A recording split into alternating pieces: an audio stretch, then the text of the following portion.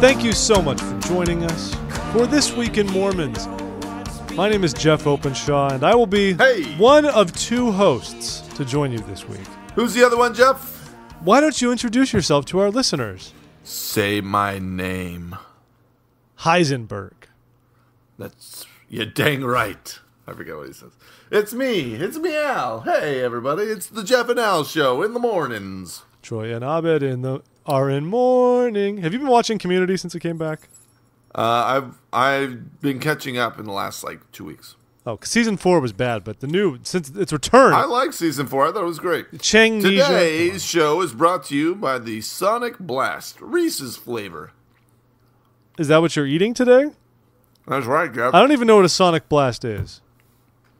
Have you never been to Sonic? Oh, it's a beverage of sorts. Where? No, okay, hold on.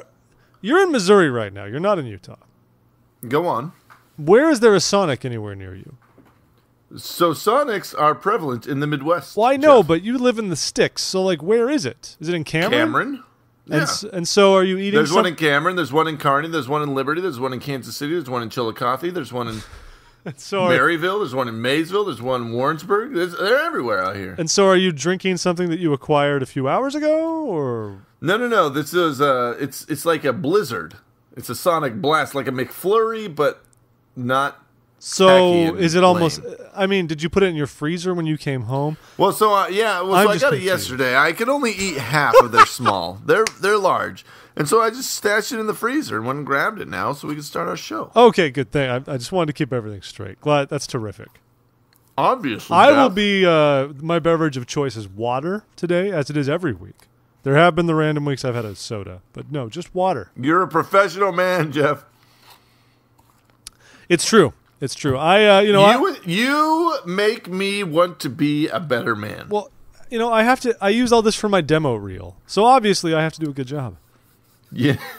Your voiceover demo reel. Jeff, a lot of you guys don't know this, but Jeff applied. He tried really hard to be the voice of Arthur on PBS, but he didn't quite get it. Instead, they offered me Paddington Bear. So. Yeah. So there you go.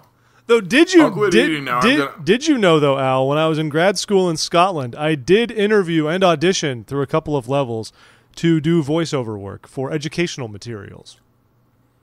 You would have been a great voice. They needed an American male voice.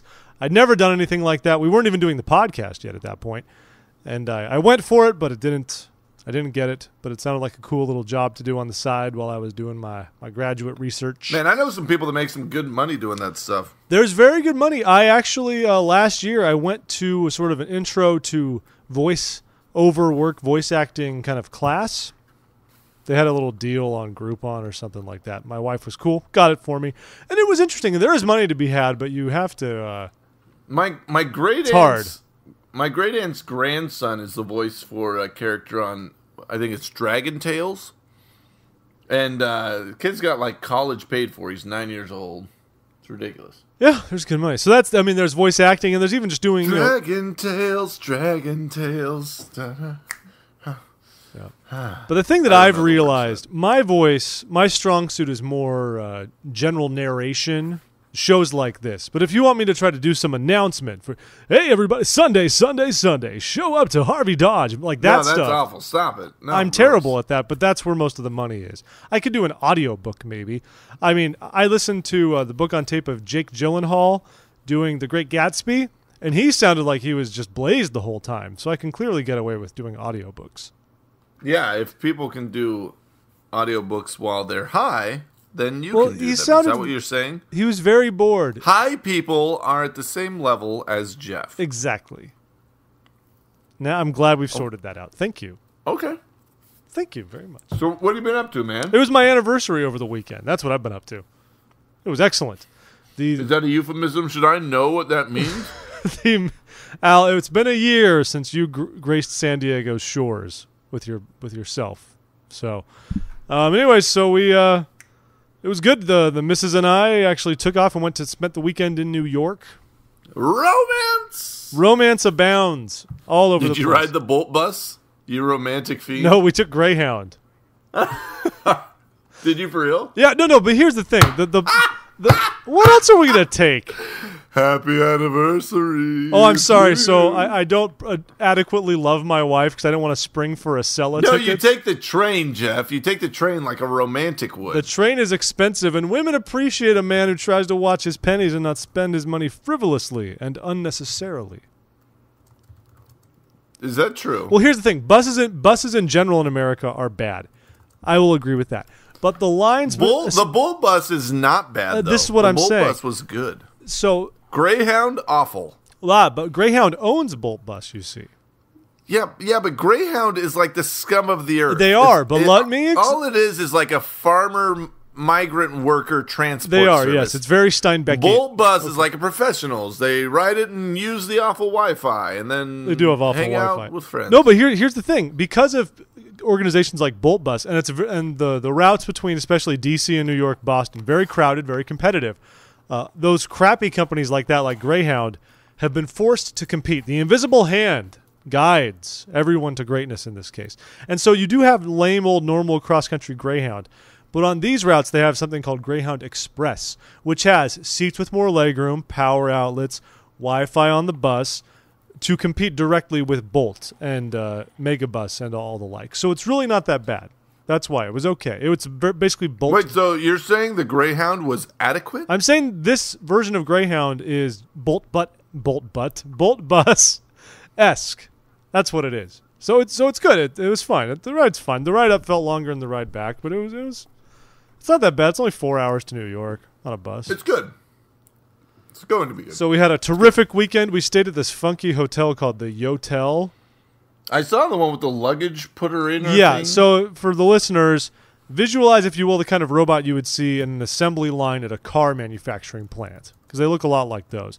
But instead, it's just an automated thing where you can store your luggage after you've checked out if your flight, bus, train, whatever is until later in the day. So rather than having live persons who take and tag your luggage, you put a code in and do all this lengthy stuff, and this crazy robot arm thing slides out pallets and takes things away, and it's... The place was like a weird mixture of like European, like Nordic modernness and like a froyo shop. That's how I can describe it. If you've been to Yogurtland, it was like Yogurtland, the hotel. So you stayed at some like hipster boutique? It was interesting. I mean, at New York. Did you get it for free? No, not free. We got it on Hotwire, but it worked out fine. New York, New York's not cheap, but I thought it was fine. It wasn't huge. The great thing about it. So we go in the room, and they advertise that their beds are also like couches, but it's more like a hospital type bed. Jeff spares no expense for his anniversary. Listen here. He takes her on the Greyhound to the Hotwire find. It's like a hospital bed where there's a little backing to it, and then there's the bed. And the reason, and so nothing sets the mood like a remote control that slowly lifts him up in his bed. And so, honey, stand there. I'm coming to you. But the only reason they do this is because the rooms are so narrow that when you push the button and to lie the bed down completely flat, there's only about a foot between the foot of the bed and the wall where the television is. So they do this so that when you enter, it seems larger. They creatively call the rooms cabins. Am I missing anything, Danielle? Am I describing this okay? Okay, good. So we had a great time. I was on the 27th floor. I had a great view of the Empire State Building. Oh, my gosh. Did you go up in the Empire State Building? No, I've Building? still never even been around the Empire State Building. Of all the New York things I've done, I've never, even stood in front of the Empire State Building. I've been within blocks of it, but that's it. What did you do? What did we do? We saw Matilda, the musical. Was it good? It was okay. I'm not a Matilda person, but I enjoyed it. It was good. We tried to do the... Oh, here, in case you want to pour on your current mood of saying that I'm cheap, we tried for the lottery for the tickets and did not win. But then we got lottery failure tickets that were still cheaper. So that worked out. Oh, good. And we had falafel. And the MoMA's free on Fridays, so we did that. And I went to the Statue of Liberty and Ellis Island, which was great. I'd never done that, so it was fun to go do that. Oh, that's good. And I saw Columbia University. I hung out with our pal Lauren for a little bit. I went to church in their ward, and I sat next to Richard Bushman, the famed Mormon scholar. And he was there. What did he say? Did you tell him we do TWIM? And no, I wanted all of those things to happen. Dear Lauren was sitting next to us, and he knows the Bushmans. He serves on a committee with them, and he knows what we're about. And not once after Sacrament, Maine did he say, there was no introduction.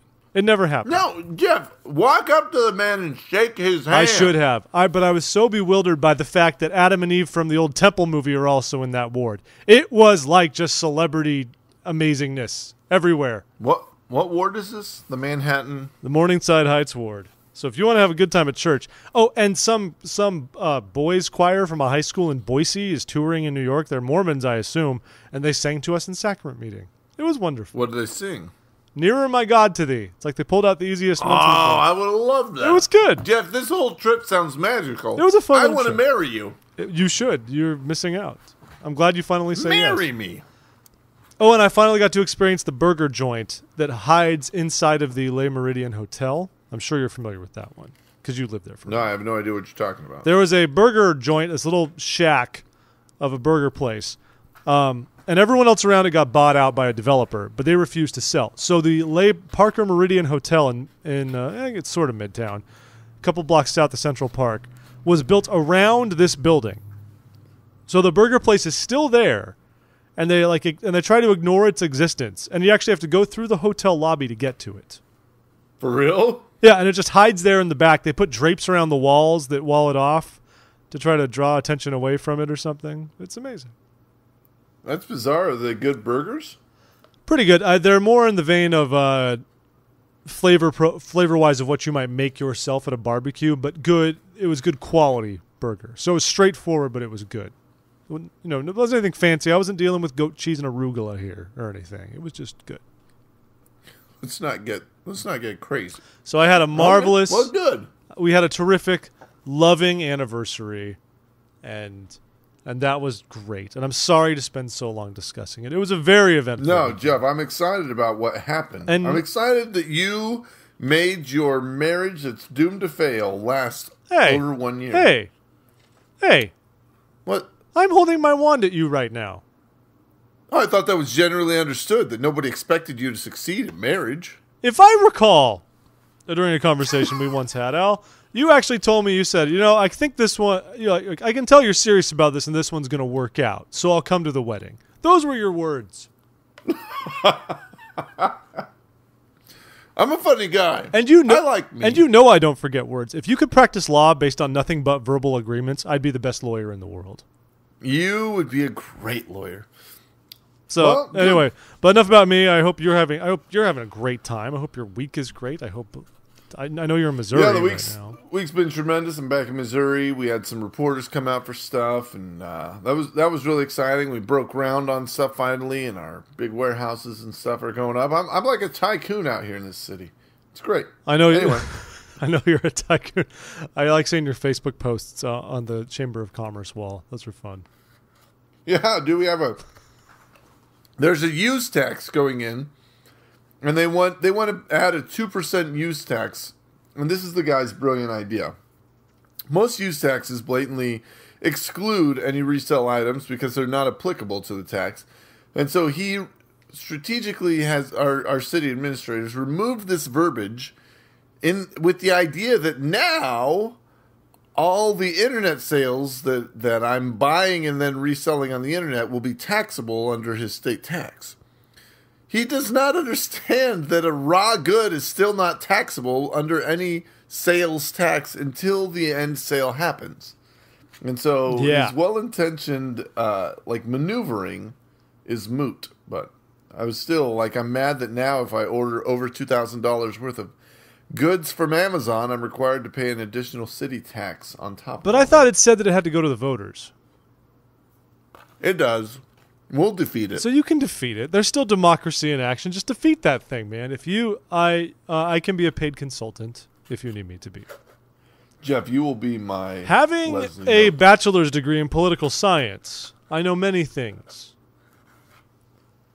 about these. All right. Sadly, I'm done with this sonic blast, and now you have my full attention. Let's do this. I thought we were doing this. Oh, this has been the show. Are you recording? No, I've been recording the whole time, actually. Yeah, I'm good. I know, I'm just kidding. I feel wonderful. So in case you can't tell, folks, by our lengthy bantering, slower Mormon news week, but that doesn't mean we don't have things of interest to bring up. Yeah, points of interest. There was a missionary hit by a car in Jamaica, but he's okay. So the big takeaway here is that he's not dead, thus bucking the trend of missionaries dying. All right, that's being a little bit flippant. So first... No, his tie is flippant. Look at that thing. Look at that tie. Yeah, the one thing... Well, like, as soon as we saw the story, I mean, it's been a while since we've had a missionary die, so... Thank heavens, yeah. Good. Hopefully some of the missionary or the precautions the missionary department is taking and trainings and stuff is working. I know they take it really seriously, but he was struck by a car, and I don't think it was any training that has made him live. I don't know what the circumstance was. We just know he's from Idaho, and he is okay, and we're sad that he was hit by a car. Yes, Elder Nathan Martin. He's from Blackfoot, Idaho. And if you talk to many people from East Idaho, they all make fun of Blackfoot. But he's doing okay. It was just a head injury, but he's doing okay. So keep him in your prayers. I don't think folks. anybody's ever said, "I'm doing fine, it's just a head injury." How is that a thing? I don't know. No. Don't worry about me. I'm fine. Why don't you ask? Why don't you ask the hundreds and hundreds of former football players who are now suffering from long-term brain damage because of? In my experience, they don't say, "I'm doing fine." They say, "I want millions of dollars," because they want it's a head injury. They want coach to put him in, and they have salary caps, so it's not that much fun in football. Baseball, on the other hand, where it's this absurd world of do whatever you want, is just a hoot and a holler to watch. Oh, hey, you want to be extended for $200 million for 7 years? Sure, why not? Sounds fun. Okay. Sounds fun. But the missionary's going to be okay, everybody, despite his wardrobe. Keep going, Jeff. What else we got? He's also a Snake River High School graduate. I love Snake River Canyon. Well, here's this is big news, actually, Alan. I want to make sure you're okay with it, because this comes out of your native Missouri. Go on. There's a fine fella here named Ken Graham. Ken, yeah, KG. Ken is what up, KG? He's a newly called bishop of the Raytown Ward in the Independence, Missouri stake. Of course. Oh yeah, I used to work in Raytown back in the day. Oh, you did? I did. Is that where Applebee's was? That is where H&R Block was. That's wonderful. So here's the thing: he has his he's a bishop. He's a full-time job at a local bank, but also he's an Elvis Presley tribute artist, as he describes himself. Oh, nice! There's a lot of those out here. Good for him. Not an impersonator, but a tribute artist. That's what they call themselves. It's not a garbage man. It's a sanitation engineer. Exactly. So the big story here, folks, is that this man is a bishop, and he also does Elvis impersonations. Therefore, he is Bishop Elvis, according to Erin Christensen at the Deseret News. Erin Christensen is a dork. I am excited for this because it teaches me that bishops can have lives outside of their calling. You've taken a lesson. You've successfully taken a lesson out of every article this week. I'm working on applying things. We talked about in a sacrament meeting in New York. We talked about applying principles to what we did. Principles. This man says music was around when I was growing up. It was just kind of part of the family. And then later, he was Elvis. So here's the thing I don't understand about these guys. At what point are you like, hold on, I sound remarkably like Elvis. And if I sound like him and then I dress up like him, maybe people will pay me money to make them feel awkward while I sort of sing almost like him and then hope that people react as though I were him. That's the point of this thing, is people are supposed to get in this frenzy, this woman throwing their bra at the stage frenzy, just like they would with the king. And that doesn't happen anymore. This is weird. I feel like this is an era that should pass. This is one of those things that shouldn't exist anymore, but for some reason, it does. Yeah, I don't want to offend anybody, but I do think that Elvis tribute artistry is just one of the saddest things on earth. And why? It's gone. Well, the only, it's, what it is it's I'm going to say it, a Mormon version of an Australian male stripper. I mean, you get the very safe fat guy to come in and and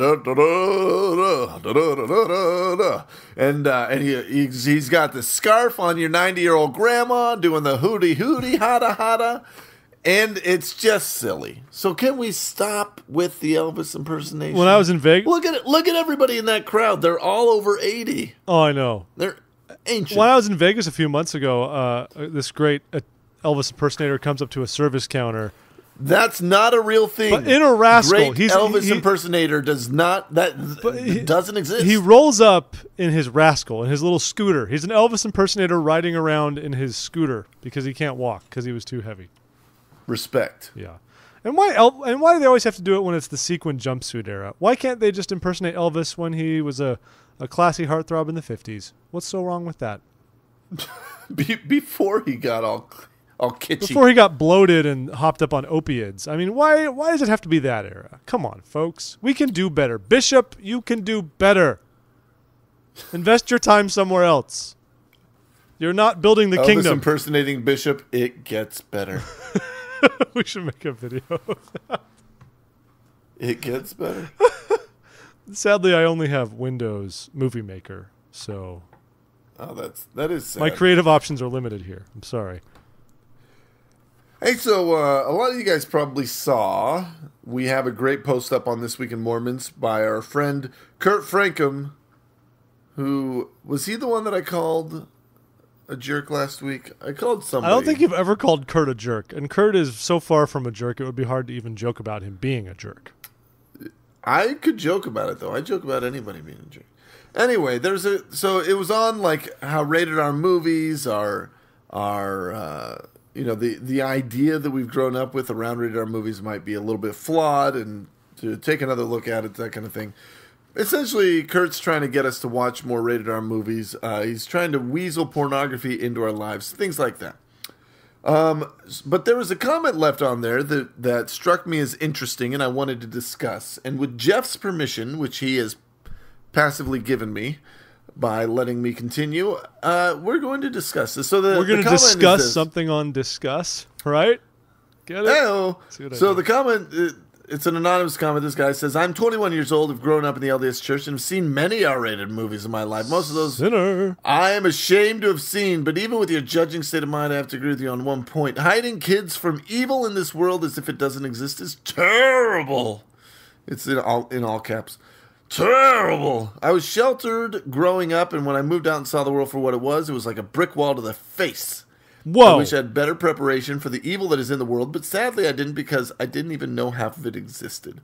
I'll even go so far as to say that most LDS members sort of refuse to accept a lot of the reality, living life as if it doesn't exist. Well, it does, and you need to be ready for it. I imagine that last part being said with like a snap and a hip. It'll be like, constant vigilance! Shake. Constant vigilance! So. Mad-Eye Moody. So, Jeff, I wanted to chat with you a little bit about this. Is the idea that being sheltered from the quote-unquote real world, as he's describing, is that harmful to people, or is that good? I feel that we have discussed this before. The problem is he saying that R-rated movies are the gateway to not being sheltered? Is he saying that's the medicine you need so that you're not smacked in the face by the realities of life? We're excusing R-rated movies. We're saying instead that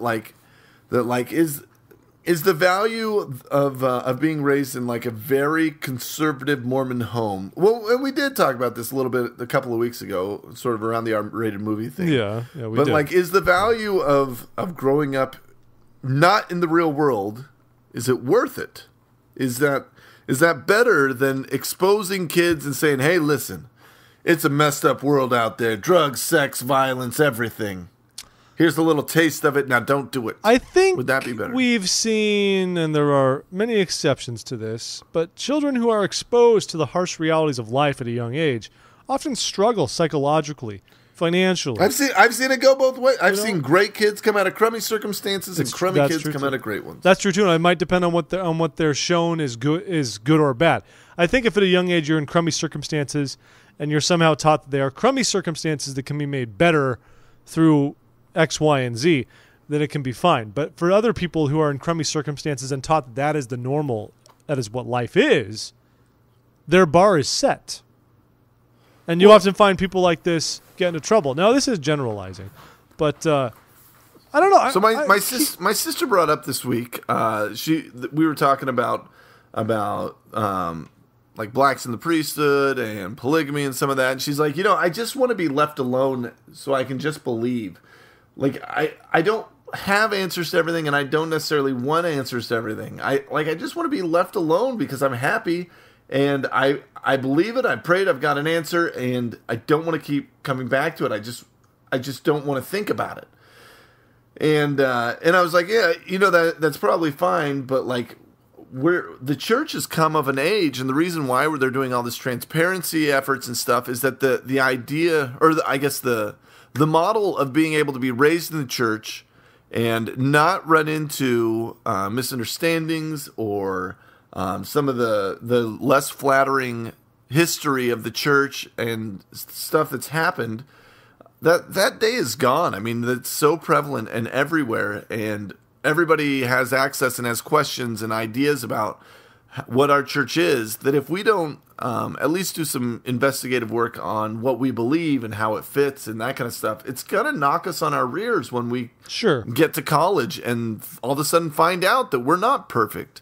And that, everything that we believe from like the very rosy church history perspective may not be right. And so we've talked about this before, where there's value in at least exposing people a little bit earlier on and saying, hey, so here's the doctrine, and we weren't perfect, but here's where we are, and here's why maybe some of the missteps were made, or here's why we've done what we've done, right? Yes. So couldn't that translate into like maybe raising kids a little bit that way? I mean, well, I think in that case, sure, but I think we're talking about different things when it's merely like making sure that people understand both the the unfortunate and the wonderful in church history, and having a balanced viewpoint to that. I think that's a good thing, and but as far as maybe just this broader idea that we need to expose our children to the difficulties of life, yes, but does that come through exclusively through the entertainment that is consumed, or things along those lines? But do you teach a kid what to do when he runs into coarse language, or do you simply teach him that swearing is bad? Both. Both with an L? Both? I yawned. Both are, and I do say both with an L. I'm one of those. Well, yeah, why wouldn't you do both of those things? I mean, sure, you say swearing is bad, but you need to choose. We don't want to mess with it. We just teach our kids that swearing's bad, and if they do it, we slap them.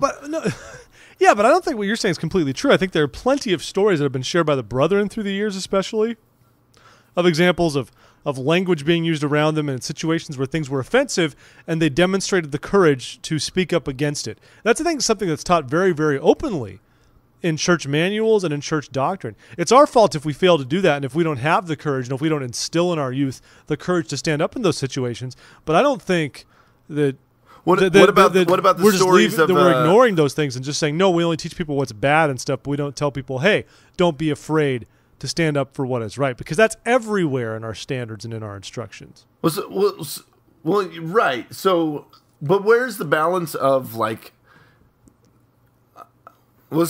So my uncle used to make fun of my mom growing up, and he would be like, your kids, I mean, we were homeschooled, we had all this other goofiness around us, and he would say, your kids, they don't live in the real world. The real world there's drugs out there, there is sex out there, there's stuff going on, and Mom would be like, yeah, not in our house, though. That's not our real world. Our real world is what we make of it. I mean, it's what we make it to be, and that it's real to us, right? Your real world might be like the slums of Orange County, California, where Jeff lives. Yeah. Or, but like ours is not. Ours is a happy place where we go, and that's it. I definitely feel like there was. That it didn't connect when I got to the point where some of this real world quote unquote stuff exists. I wasn't so much shocked, but like I wasn't prepared for it by any means. Well, then parents can do more. I think you're making a little bit of a bigger issue out of this than might actually be there. But I mean, parents need to prepare their kids and be honest with your kids. I mean, that's fine. But I like that your mom said, yeah, that might be the world, but this is our home. And we're instructed we need to have, a Christ-centered home. Somewhere that is apart from the world. Somewhere that it's not just let the world in because we need to be able to know how to deal with the world. Home should be an oasis from the troubles around us. And then we work actively as Latter-day Saints to try to make the troubles around us better. To try to make not just have a Christ-centered home, but have a Christ-centered society, ideally. And of course, we can. I think probably the key to that would be not running. Taking your kids to a food shelter and having discussions around like what you saw there. As you're volunteering and serving people. Why are there guys that are junkies and guys that are messed up and guys that are... That's positive. That's good. Right. Those would be good ideas. I wish that the Mormon culture was more prone to not just judging you for screwing up, but rather like having discussions around that stuff. Because I feel like a lot of times we don't do as well with that stuff. And building on that a little bit, there's a couple of op-eds that have gone around in the Salt Lake Tribune this week. We were just talking about them earlier. There's one that came out, I guess it's been a few days now, but it's called LDS Church Needs to Adjust to Modern Realities. And I think I feel like this goes pretty well with what we were just talking about, Al. This guy, Don Gale, writes in, basically saying that attitude adjustment is a key part of church doctrine and church history. And so he thinks that change must come in four main areas. One, the shame of gay and lesbian prejudice. 2, the neglect of education. 3, the tragedy of fundamentalist polygamy. And 4, the hypocrisy of the word of wisdom. And he says the church needs to be more, quote, modern in its approach with these things. And I think it's funny reading this because I can't help but think, well, is this being modern or is this merely buckling to what society says? Those are different things. So I don't know. But he makes some interesting points here. At the very least. And of course, we can't... He, of course, like many people say, they find parallels between the withholding of the priesthood for a long time and, of course, gay rights in this day and age. There's that thing. But I do like that he says that emphasis on education has waned, and perhaps we need to renew our emphasis on that because that's a modern thing to be considered with. But I love that he just thinks... Wait. He's saying our emphasis on education is waned because it's modern? No. He's saying a modern... We need to be more mindful of that. That would be being more modern to care more about education. He thinks that emphasis has faded in recent years. And in some ways you could say it has, I think, as we've gotten more involved in culture wars. While we still, of course, promote education, this is not necessarily the excitement of the President Hinckley era when he announced the... blanking on the Perpetual Education Fund, for example. The Perpetual Education Fund still exists, but we hear nothing about it, really, anymore in this day and age. And we should promote education because that is really the greatest tool to helping people bring themselves up out of poverty. And that way they can be more effective members of their community. And I love that he goes after the word of wisdom, which is just, I don't know. Go on. Well, let's see here. The so-called word of wisdom has outlived reality. The old joke about distinguishing a Mormon from a non-Mormon by the temperature of his caffeine is no laughing matter. What? And contrary to the word of wisdom advice, flesh of beasts and fowls is seldom used sparingly on Utah tables. I think that is a fair criticism, that one. But he also says the word of wisdom was provided as a greeting, not a commandment or constraint. That might be fine, but that's ruling out the whole notion of modern revelation. It's true. The word of wisdom was not... Well, when it was given until it was said, no, this is like nobody's taking this as a greeting and doing anything with it. So instead, we're going to make you. It became a commandment, and that's fine. We can receive one thing and then have subsequent prophets build on it and say, you know what? No, we need to do more with this. So I think that one's kind of silly. And then so building on that, another guy, Kelly Patterson, who's a professor at BYU, wrote a rebuttal to Mr. Gale. All about this. The church, he's arguing that, he says this guy assumes the church has to somehow conform to a political agenda in order to maintain legitimacy. Do you think we have to conform, Al? Do you feel like the church is conforming? Are they quote unquote modernizing? Well, that's the thing. Is modernizing conforming? I mean, look, for example, at women praying in general conference. It happened last. Modern. It happened last April. It's a modern good thing, and honestly, is it modernizing or is it just like what? I mean, there's nothing on the books that said that couldn't happen. It's true. We just hadn't got around to it. We're getting through all the first and second and third and fourth and fifth and sixth quorums of the 70. Yeah, all those different things. I don't know that exactly, but I think those things are steps in the right direction, and those are important in the modern era. But I've never viewed them as, oh, we're buckling. That's part of it's outside interference telling us how we need to live, and therefore we're going along with it because that's the only way we will survive. I mean, I don't think that's the case in the least, and I don't think the church is doing that. I've never felt that even though we have changed a little bit, that we have been more compassionate to our gay brothers and sisters, for example. Yeah. That we are somehow backpedaling on everything that the church has said that it stands for long before that. I don't think that's happening. I think we're just changing the tone of what we're doing without actually changing what we're doing. Well, here's the one other challenge is like modernizing from a perspective of applying the doctrine, traditional old school doctrine into a modern world requires a little bit of I guess finagling, right? I mean, we're taking something that was given in one context and fitting it into another, and we have to like take a step back and say, how exactly does this fit? One example being like gay marriage, right? I mean, Initially we were completely against it, and then we took a step back and said, hold on, here's what we believe.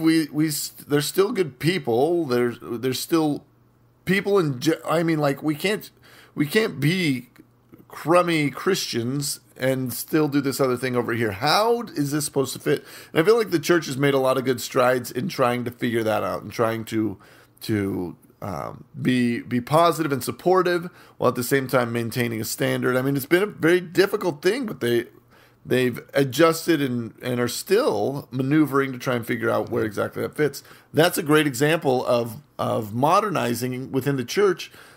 But I don't feel like they're leaving their moorings, right? No. I don't feel like they're losing anything by trying to fit something from a previous context into a modern one. Yeah, which is what we do all day long. That's what we're supposed to do. Well said. And even in another way, we are modernizing in other ways that we don't even get credit for. I mean, honestly, the church technologically was backwards for a very long time. We were almost like Luddites with how much we feared. No. Dude, you remember the MLS system? Like, they used to transfer over 48 or 3,600 baud modems, all of the church attendance and stuff each week, or whatever they would transfer back and forth, during the day that we had, like, DSL and cable already. Yeah, well, that's one example. And, of course, one downside is we still have MLS, for one thing. But my understanding is even that's being not like here's a great example. Actually, I've talked to clerks. MLS is the church software for doing all sorts of things that clerks do, tithing. But it uses high speed now. It's not like it uses high speed. But the other thing is they're now going to be tying a lot of MLS functionality into one's LDS.org login. And I love that an LDS.org an LDS login is becoming a lot like a Google ID. And that it gives you access to tons of different church services with the same login.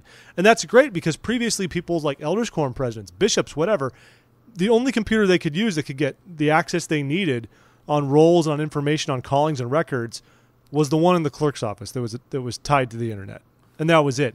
And we know that is not something that is sustainable going forward. So we're moving functionality so that it's more accessible to the members. And that's just one example. I mean, look at the fact that we have the I'm a Mormon campaign, even if it's, not as hip as it once was, is big. The fact that we've embraced social media, the fact that YouTube is no longer blocked by BYU's Wi-Fi, for example. I mean, we've tried to embrace a lot more of what's available to us as a method of furthering the gospel. And I think for a very long time we held it at arm's length because we assumed that we were all too easily going to fall into diverse ways from embracing these things. And now we've done a complete 180 and we love all this stuff. And that's something I love. I mean, I love seeing all that. And that's a huge part, I think, of the church being modern. It's not all just now we have rites. missionaries writing pointless blogs. Yeah, but one of which we actually had a comment on our Facebook page this week from someone who was a, quote, member missionary that seemed like one of the very canned speeches that we kind of made fun of last week. Oh, why are they there? I don't know, man. I don't know why they're there. Let's see. Did you know there's a big cyclone in Tonga that destroyed a bunch of homes? See, here, this is the thing I did not know. I didn't know either. 300 or 400 families had their homes severely damaged by a storm with 178-mile-an-hour winds, a Category 5 tropical cyclone.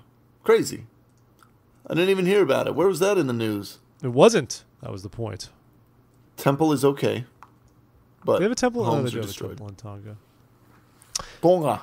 Here's one from our good friend Ask Angela. By the way, we love Ask Angela because she loves us. Do we? Yeah, because Do we? Here's the thing. Here's one of the better. We don't always talk about the Ask Angela is like a Deseret News version of Dear Abby or what have you. So, Dear Angela, I have always wanted to marry a Latter-day Saint woman, but after being in the dating game for 8+ years and well over... This man is 29 years old. And well over, unless he's counting pre-mission, in which case he's 26. Oh, yeah, then he could be 25. 8+ years and well over 1,000 dates. I'm about ready to throw in the towel.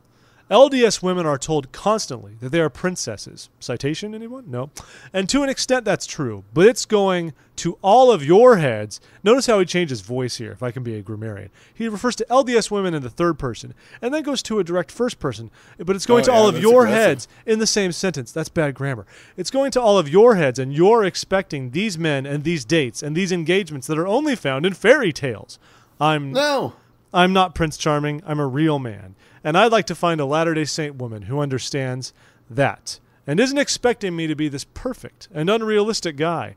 How can I get these LDS ladies to stop going after something that doesn't exist? Alan, don't I give the table to you? Well, Jeff, we should be Prince Charming, you cowardly man. I'm not Kevin Barney. Thank you, though. 1,000 dates? That's only 80 dates a year. You got to step it up. Which is actually... double your efforts. That's an impressive pace. I mean, if that's, that's like 2 days. That's 1.3 dates a week, Jeff. That's not impressive.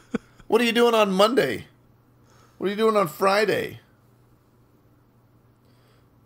No, that's it. So first off, I don't feel like women have unrealistic expectations per se. There are women that have been raised with a certain expectation. And either they get married at 21 to the guy that they think is that, or they date long enough to realize that that's silly. And if they get married when they think that that's that, then they get divorced at 28, and then they have another go-round with realistic expectations, right?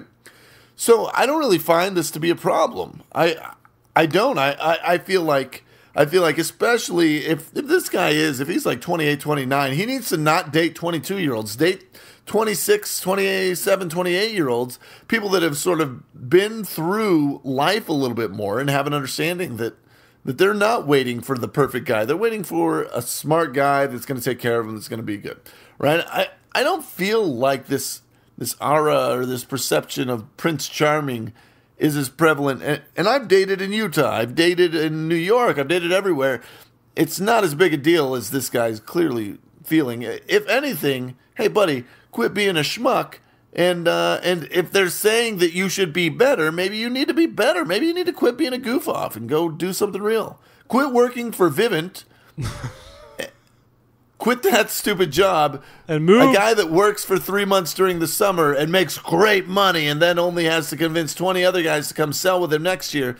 That's not attractive to anyone. Yeah. So maybe she's not looking for that. She wants something better Tahitian than Noni, Vivint technology. Yeah, exactly. Yeah, that's all I'm saying. I think this guy's a fool. That's all he is. He's a schmo. I don't think are LDS women more entitled than other women? I don't think it's a fair sample. I think there are entitled women in the church. There are entitled women out of the church. There are perfectly realistic, down-to-earth women in and out of the church.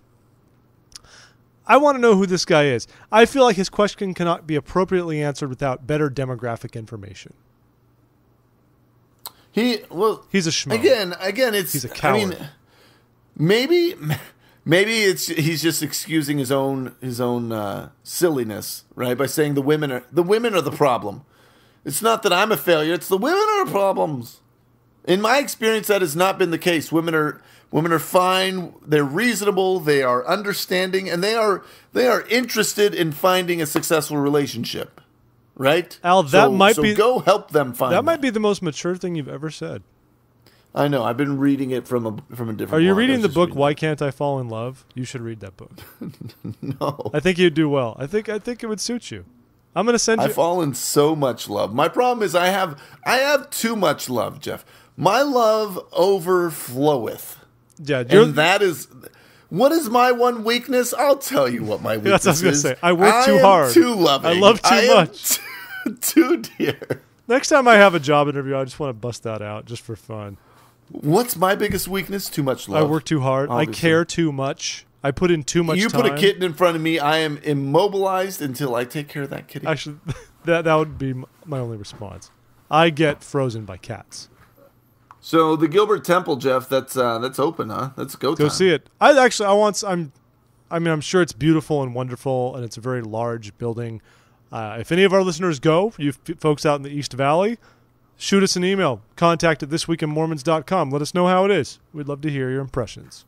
I bet it's whitish on the inside and very pretty. I bet that's all the description. I bet they have some seats that are sort of a light tan or an eggshell.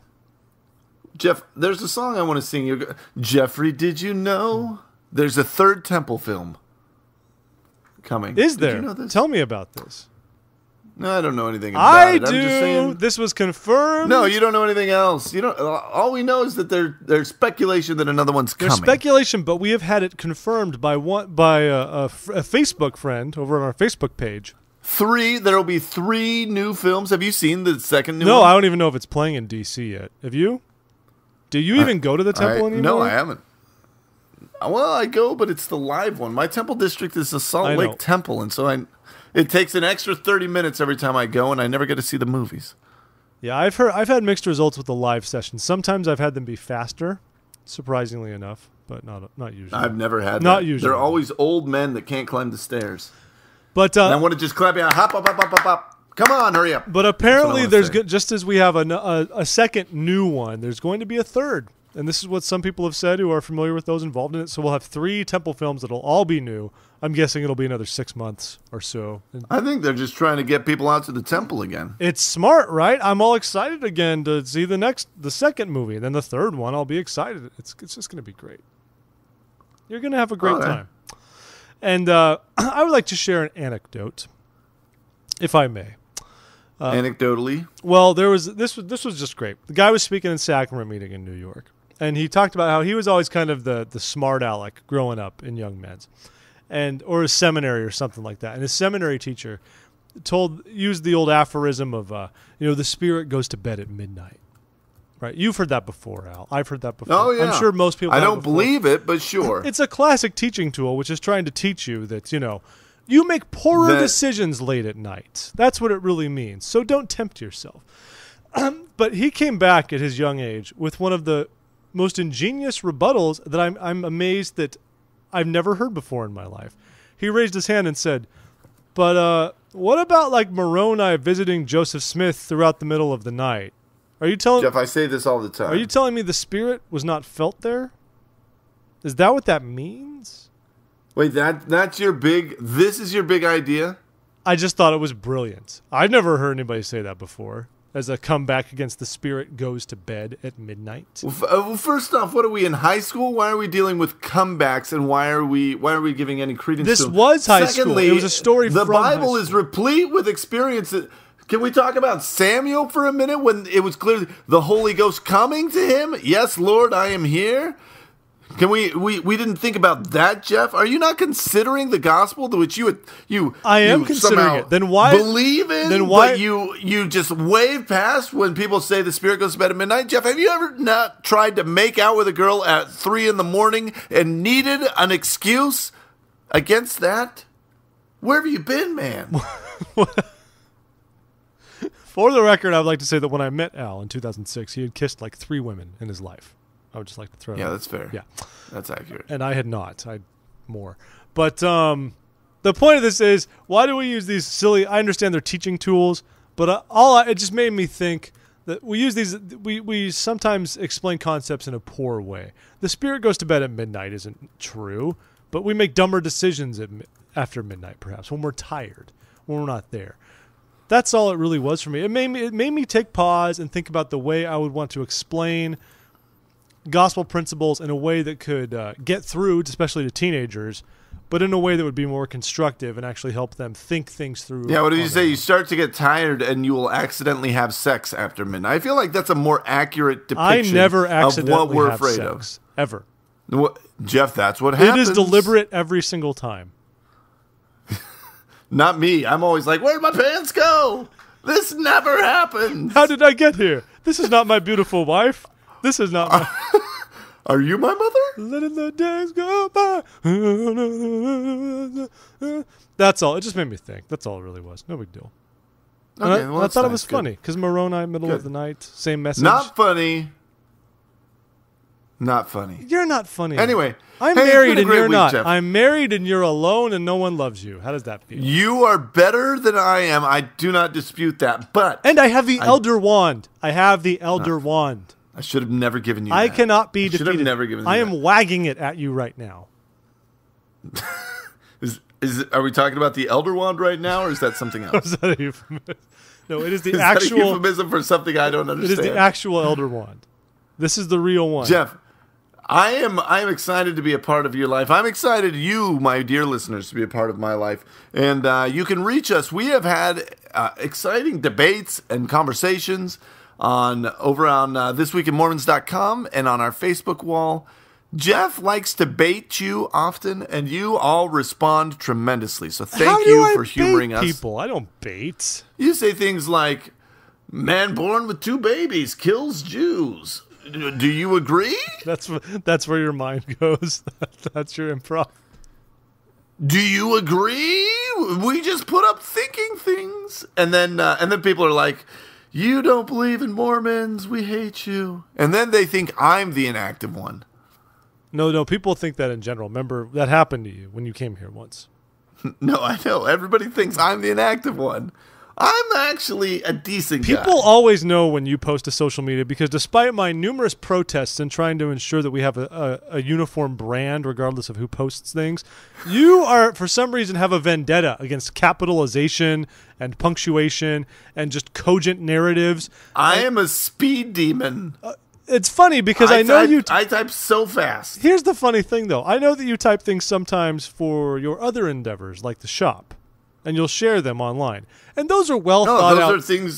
those are absolutely important to me. Those will be thought out statements. But things for This Week in Mormons are run-on sentences that sometimes don't even make sense. Yeah, that sounds like me. That's fair. But I still love you. It's okay. And speaking of, go to Facebook, go to Twitter, go to YouTube, subscribe to our page there, listen to us on Stitcher Radio. Keep an eye out. If you want to visit us on Facebook, it's facebook.com/thisweekinmormons. And Twitter, we are @TheRealTwim. Yeah, all that stuff's good. Go with Pinterest, and of course, look for Sunday School Bonanza, where we go through gospel doctrine lessons, getting you ready for Sunday school. If you are struggling finding a way to connect to us, there is something wrong with your head.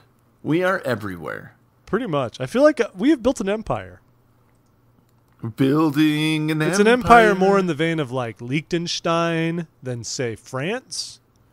Sure, yeah. But I'm okay with the comparison. We're the mouse that roared, is what you're saying. Yeah, I'm cool with because we're going to churn that butter. All right, man. Churn that butter. Hey, everybody. Have a great week. It has been a pleasure. Thank you, Jeff. Thank you, Al. Everyone, I hope you have a great week as well. Thanks for taking the time to listen with us, listen to us, and be with us. We're glad you stuck around.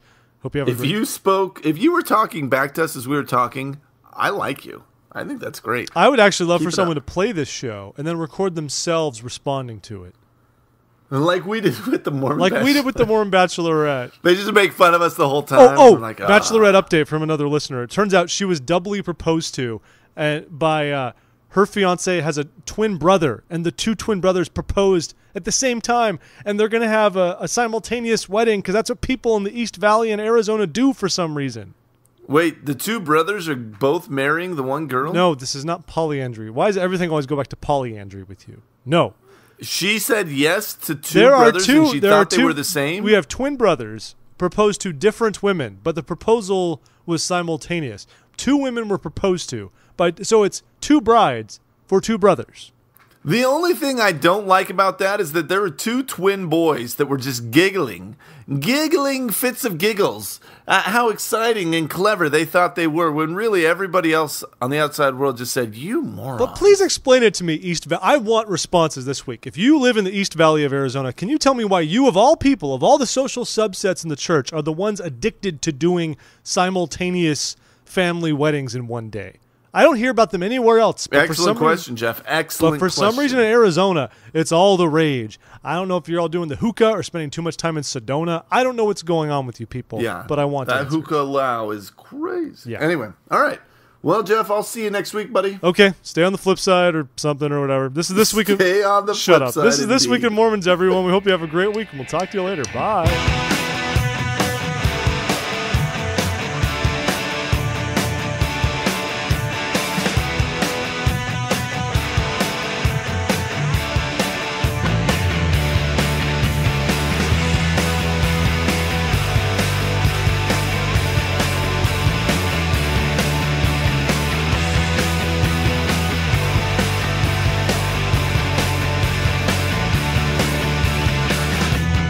Wasn't